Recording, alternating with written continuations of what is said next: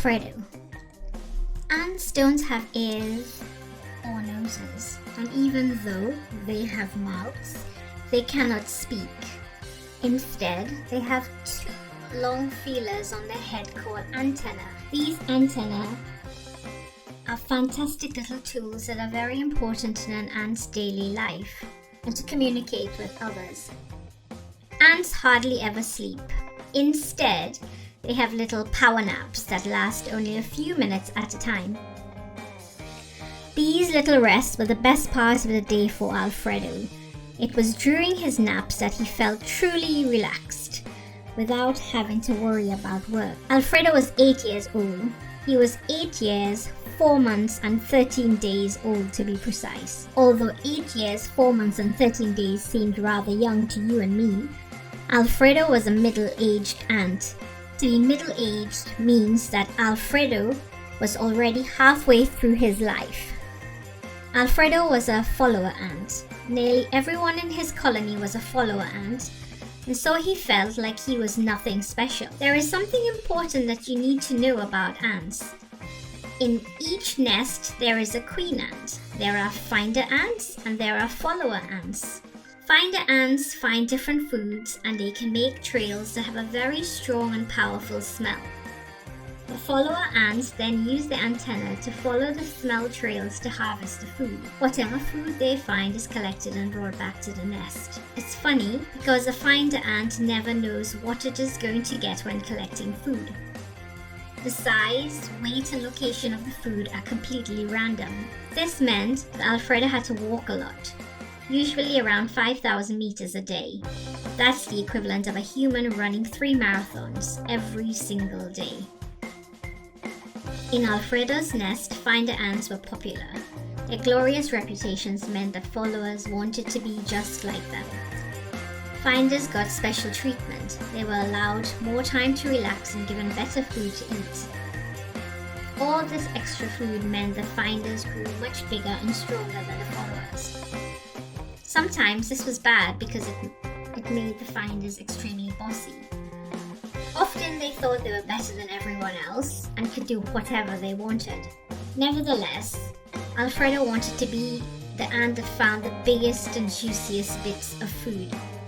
He dreamed of finding a fresh and plump red apple, untouched by anyone or anything. He dreamed of sinking his jaws into that apple and only stopping eating once his belly was fit to burst. Apples were Alfredo's favorite food. He loved that they were juicy, crunchy, delicious and full of sweet sugar. Eating apples always gave him an extra energy boost. Alfredo daydreamed a lot. He would daydream about being the most successful and famous finder in the colony. He would dream about having jaws 20 times bigger so that he could gobble up 5 or 6 mouth-watering apples in one big bite. The idea alone made him smile from ear to ear. He loved these thoughts and ideas so much that he would even daydream about the relaxing times in which he could daydream. One day, during one of his short power naps, Alfredo had a daydream that could change his life forever. It was a truly magical yet terrifying idea. For Alfredo, the colony had been his world. It had been the only life he had known for all of the 8 years, 4 months and 13 days that he had been alive. But suddenly, Alfredo came to a crucial realization. I have been so focused on what was happening in my little world, he thought. I completely forgot about the rest of the world out there. For his entire life, Alfredo's purpose had been to make other ants happy. The queen and the finders would fill their bellies with the food the followers had carried back to the nest, leaving only scraps for Alfredo. Who says it has to be this way, pondered Alfredo. If I want to find the biggest, crunchiest, juiciest apple, why don't I just do it?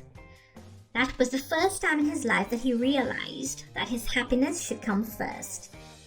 He was halfway through his life, and if he didn't act now, he would only be wasting time being miserable and bored. Alfredo was determined to leave the nest behind and follow his dream. So with a head buzzing with excitement and a stomach full of butterflies, Alfredo set off on his adventure. He left the entrance of the nest as if he were going to work. Instead of following a trail, as he would at work, Alfredo changed direction. Unlike a finder ant, he did not leave a trail behind him. I must be crazy, thought Alfredo. Without looking back, he headed towards a cluster of trees in the distance. Alfredo realized that the pursuit of happiness is the only thing that makes life worth living. The end.